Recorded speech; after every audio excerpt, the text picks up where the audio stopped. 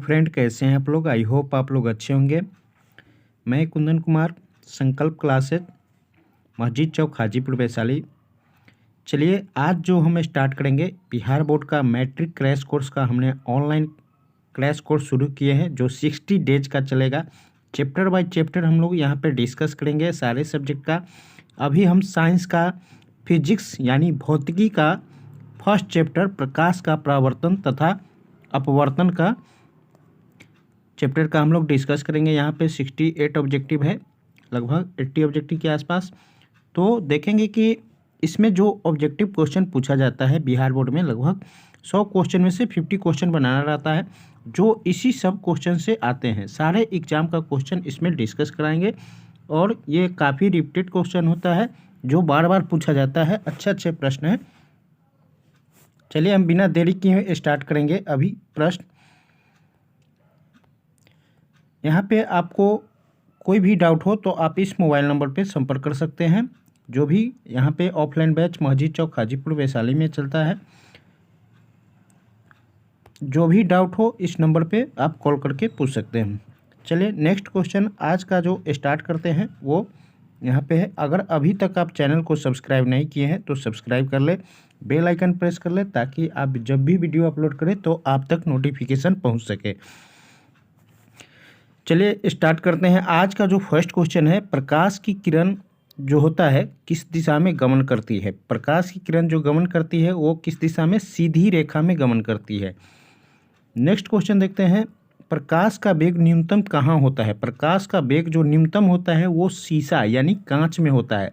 प्रकाश का वेग अधिकतम कहाँ होता है? निर्वात में होता है, किसी भी माध्यम में, लेकिन निर्वात में सबसे अधिक प्रकाश का वेग होता है। कितना होता है? 3 × 10⁸ मीटर पर सेकेंड होता है। कितना होता है? 3 × 10⁸ मीटर पर सेकेंड होता है। नेक्स्ट है, ये सबसे ज़्यादा क्वेश्चन पूछा गया है आज तक। क्या सारे बिहार बोर्ड का जितना सारा एग्जाम हुआ उसमें सबसे अधिक क्वेश्चन ये पूछा गया। मोटर गाड़ी के चालक के सामने लगा क्या रहता है? उत्तल दर्पण। उत्तल दर्पण क्यों रहता है? क्योंकि पीछे के वस्तु को देखने के लिए स्पष्ट। मोटर कार के हेडलाइट में किसका उपयोग किया जाता है? तो मोटर कार के हेडलाइट में जो उपयोग किया जाता है वो अवतल दर्पण का उपयोग किया जाता है। करेक्ट आंसर सी हो जाएगा। नेक्स्ट है, समतल दर्पण द्वारा बना प्रतिबिंब कैसा होता है? तो समतल द्वारा बना प्रतिबिंब होगा काल्पनिक। कैसा होता है? काल्पनिक प्रतिबिंब होता है। नेक्स्ट है, लेंस की क्षमता का एसआई मात्रक क्या होता है? तो लेंस की क्षमता का एसआई मात्रक डायोप्टर होता है। ल्यूमेन किसका होता है? ज्योति तीव्रता का। लक्स किसका होता है? ज्योति फ्लक्स का। और एंगस्ट्रम किसका होता है? तरंगदैर्घ्य का एसआई मात्रक होता है। नेक्स्ट है, प्रकाश की किरणें का पथ दर्शाने वाले चित्रों को क्या कहा जाता है? तो किरण आरेख। जैसे हम कोई भी प्रकाश की किरण आता है तो इसको एरो से दिखाते हैं कि इधर से प्रकाश की किरण आता है। नेक्स्ट है, 2D क्षमता वाले लेंस की फोकसांतर क्या होता है? तो 2D क्षमता वाले लेंस की फोकसांतर जो होगा 50 सेंटीमीटर हो जाता है। इसका फॉर्मूला होता है 1/p।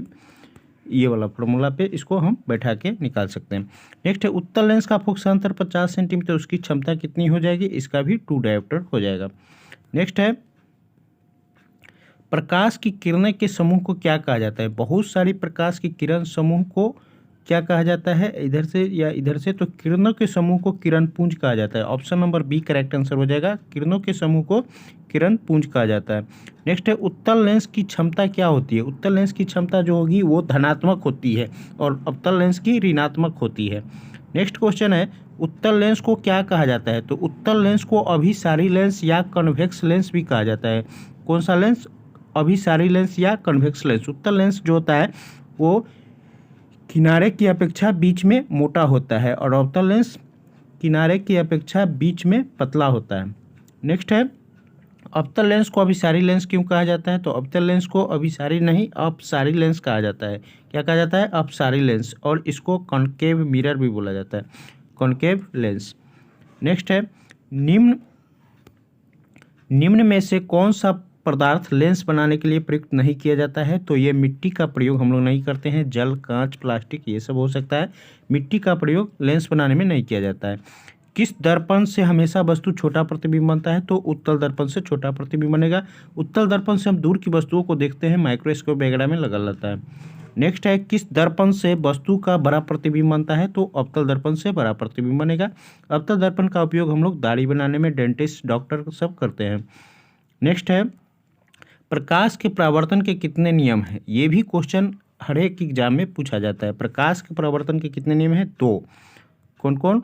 आपतन और परावर्तन। ये जो आपतित किरण होता है परावर्तित किरण के बराबर होता है, यही सब नियम है। और इसमें जो एक और है अपवर्तन का कितने नियम है, उसका भी 2 ही नियम है। नेक्स्ट है, जब प्रकाश की किरण हवा से कांच में प्रवेश करती है तो मुड़ जाती है किधर? अभिलंब के निकट की ओर मुड़ जाती है। नेक्स्ट क्वेश्चन है, फोटोग्राफी कैमरा का अभिदृश्यक होता है। फोटोग्राफी कैमरा में कौन सा लेंस लगा रहता है? उत्तल लेंस, क्योंकि जूम करके वो वस्तुओं को बड़ा करके देखता है। साइड मिरर के रूप में प्रयुक्त होता है। गाड़ी के साइड में वही हो गया, उत्तल दर्पण का उपयोग करते हैं। नेक्स्ट क्वेश्चन देखते हैं, एक अवतल दर्पण की फोकस दूरी 10 सेंटीमीटर हो, उसका वक्ता त्रिज्या कितना हो जाएगा? तो वो देखिए फोकस दूरी 10 सेंटीमीटर है तो उसका वक्ता त्रिज्या जो हो जाएगा कितना हो जाएगा? R बराबर 2F फॉर्मूला होता है, R बराबर 2F, तो दुगुना हो जाएगा तो 10 दूनी 20 सेंटीमीटर हो जाएगा। Correct answer 20 centimetre. निर्गत किरण एवं अभिलंब के किरण के बीच को कोण को क्या कहते हैं? निर्गत कोण कहते हैं। नेक्स्ट है, सरल सूक्ष्मदर्शी में किसका उपयोग होता है? तो सरल सूक्ष्मदर्शी में उत्तल लेंस का। इसको इंग्लिश में माइक्रोस्कोप बोला जाता है। क्या बोला जाता है? माइक्रोस्कोप में जो यूज होता है वो उत्तल लेंस का प्रयोग करते हैं। किस लेंस के द्वारा सिर्फ काल्पनिक प्रतिबिंब बनता है? तो अवतल दर्पण के द्वारा, अवतल लेंस के द्वारा सिर्फ काल्पनिक प्रतिबिंब बनता है। परावर्तन के नियम निर्धारित होता है। हाँ, यहाँ पे आ गया, अपवर्तन कोण परावर्तन कोण के क्या होता है? बराबर होता है। आपतन कोण परावर्तन कोण के बराबर होता है। नेक्स्ट क्वेश्चन है, काल्पनिक प्रतिबिंब किसका होता है? तो काल्पनिक प्रतिबिंब जो होगा हमेशा सीधा बनता है।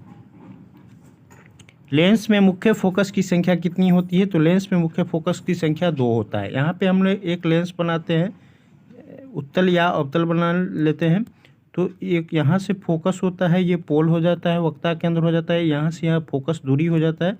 तो लेंस में फोकस की संख्या क्या होता है? 2 होता है। सर्च लाइट का परावर्तक सतह कौन होता है? सर्च लाइट का परावर्तक सतह अवतल होता है। नेक्स्ट है, दाढ़ी बनाने में कौन सा दर्पण युक्त होता है? पहले ही बता दिए, अवतल दर्पण का उपयोग किया जाता है। एक उत्तल लेंस की क्षमता 1 डायोप्टर है तो उत्तल लेंस की फोकस दूरी कितना हो जाएगा? 100, यानी 100 से हम लोग क्या करते हैं? गुना कर देते हैं, 100 हो जाएगा।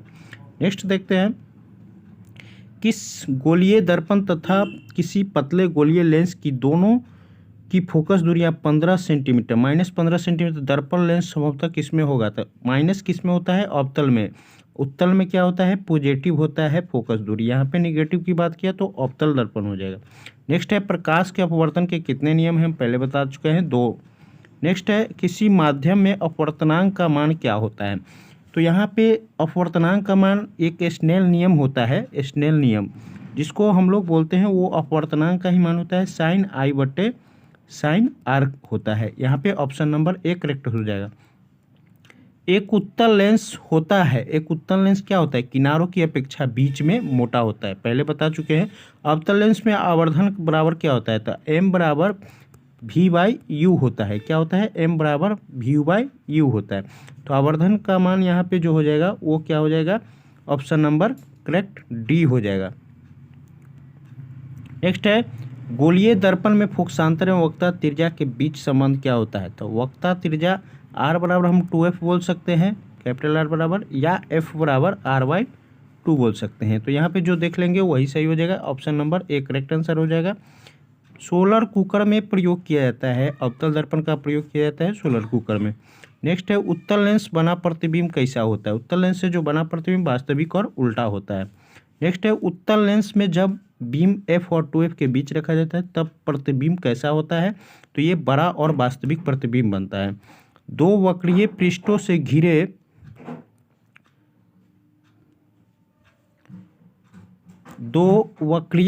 से घिरा माध्यम को क्या कहा जाता है? तो गोलीय लेंस कहा जाता है। गोलीय लेंस 2 प्रकार का होता है, उत्तल लेंस और अवतल लेंस। गोलीय दर्पण जो बाहर की तरफ वक्ता त्रिज्या हो क्या कहलाएगा? वो उत्तल दर्पण का ही होता है। नेक्स्ट है, गोलीय दर्पण के परावर्तक पृष्ठ के केंद्र को दर्पण कहा जाता है। किसको? ध्रुव को कहा जाता है। केंद्र जो होता है ध्रुव होता है। किसी लेंस द्वारा उत्पन्न आवर्धन का ऐसा ही मात्रक क्या होता है? आवर्धन का कोई मात्रक नहीं होता है, क्योंकि वो मात्रक विहीन होता है। U और V का मान जो होता है सेम ही होता है, इसलिए मात्रक कट के मात्रक विहीन हो जाता है। लेंस के केंद्रीय बिंदु को क्या कहा जाता है? तो प्रकाशी केंद्र कहा जाता है। नेक्स्ट है, किसी शब्दकोश में पाए गए छोटे अक्षरों पढ़ते समय आप निम्न में से कौन सा लेंस पसंद करते हैं? तो हमने 5 सेंटीमीटर फोकस दूरी वाली उत्तल लेंस का प्रयोग करते हैं। नेक्स्ट है, इनमें दर्पण सूत्र कौन होता है? तो दर्पण सूत्र देखिए, दर्पण ये बड़ा अक्षर का नाम है, ठीक है। दर्पण 3-4 अक्षर का है, तो इसमें ये बड़ा है इसलिए पॉजिटिव वाला लेंगे। 1/v + 1/u = 1/f, ठीक है। ये दर्पण का सूत्र हो गया। और लेंस का पूछेगा तो लेंस देखिए 2 ही अक्षर का होता है, तो कम है तो कम वाला माइनस 1/v - 1/u = 1/f, ठीक है। तो लेंस में माइनस होता है और दर्पण में प्लस होता है, याद रखिएगा। ऑप्शन नंबर इसका देख लेंगे, फर्स्ट हो जाएगा। नेक्स्ट है, गोलीय दर्पण का वक्ता केंद्र को किसी अक्ष पे निरूपित किसको करते हैं? सी से करते हैं। वक्ता केंद्र को सी से करते हैं, पोल को पी से करते हैं, फोकस दूरी को एफ से करते हैं, ठीक है। नेक्स्ट क्वेश्चन है, निर्वात में प्रकाश की चाल कितना होता है? यहाँ पे चाल होगा, छाल नहीं। तो चाल जो होता है निर्वात में प्रकाश की चाल 3 × 10⁸ मीटर/सेकेंड होता है। यहाँ पे पावर हो जाएगा।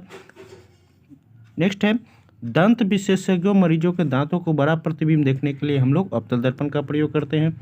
पतले लेंस की आवर्धन क्षमता क्या होता है? इसमें कम हो जाएगा। पतले लेंस की जो आवर्धन क्षमता होगा वो कम हो जाता है। नेक्स्ट है, मोटे लेंस की आवर्धन क्षमता क्या होता है? मोटे लेंस की आवर्धन क्षमता जो है अधिक हो जाएगा। नेक्स्ट है, अवतल दर्पण के ध्रुवों और मुख्य फोकस के बीच बीम का प्रतिबिंब की प्रकृति कैसी होगी? तो बीम की जो प्रकृति होगी वो क्या होगा? वो आभासी और सीधा होगा, अवतल दर्पण रहेगा तो। नेक्स्ट है, उत्तल लेंस की प्रकाशीय केंद्र और मुख्य फोकस के बीच रखे बीम का प्रतिबिंब की प्रकृति कैसा होगा? आभासी और सीधा होगा। अवतल दर्पण के मुख्य फोकस पर रखे बीम की प्रतिबिंब की स्थिति कैसी होगी? अनंत पर होता है। क्या होता है? अनंत पर होता है। उत्तल लेंस, नेक्स्ट, उत्तल लेंस के मुख्य फोकस पर रखे प्रतिबिंब की स्थिति कैसी होगी? ये भी अनंत पे होगा। नेक्स्ट है, अवतल लेंस के मुख्य फोकस पर रखे बीम की प्रतिबिंब की स्थिति कैसी होगी? प्रकाशीय केंद्र और फोकस के बीच होता है। नेक्स्ट है, अवतल लेंस के सामने अनंत पर रखे बीम की प्रतिबिंब की स्थिति फोकस पर होगा। ये सब कंडीशन दिया हुआ है, 5-6 जो टेबल टाइप का बताते हैं उसमें है, ये याद रखना बहुत जरूरी है। अवतल दर्पण के सामने अनंत पर रखे बीम की प्रतिबिंब की स्थिति क्या होता है? फोकस पर। ये कन्फ्यूजन वाला चीज़ है, ये आप अच्छे से देख के याद कीजिएगा। नेक्स्ट है, लेंस के प्रकाशीय केंद्र से गुजरने वाली प्रकाश की किरण अपवर्तन के पश्चात क्या होता है? 7 रंगों में विभक्त हो जाता है। किसमें होता है? 7 रंगों में विभक्त हो जाता है। मुख्य फोकस से गुजरने वाली प्रकाश की किरण उत्तल लेंस में अपवर्तन के पश्चात क्या होता है? निर्गत किरण और मुख्य अक्ष समांतर जाती है। नेक्स्ट है, मुख्य अक्ष के समांतर आने वाली प्रकाश की किरण अवतल लेंस से अपवर्तन के पश्चात क्या होता है? निर्गत किरण के मुख्य अक्ष से दूर हो जाता है। तो यहाँ पे हमने 62 क्वेश्चन का डिस्कस किया। आपको कोई भी डाउट हो तो हमारे मोबाइल नंबर पे संपर्क कर सकते हैं। और ये ऑफलाइन बैच मस्जिद चौक हाजीपुर वैशाली में चलता है। आप मेरे यूट्यूब चैनल संकल्प क्लासेस को सब्सक्राइब कर लीजिएगा, बेल आइकन प्रेस करके नोटिफिकेशन के लिए सबसे पहले आपको मिल जाएगा। यहाँ पे क्रैश कोर्स स्टार्ट है, मात्र 60 डेज में आप कंप्लीट कर सकते हैं यहाँ का, ठीक है। ऑनलाइन में कोई चार्ज नहीं है, ऑफलाइन का ज़्यादा। चलिए, अच्छा लगे तो वीडियो को ज़रूर शेयर कीजिएगा, कमेंट करके बताइएगा। Thank you so very much.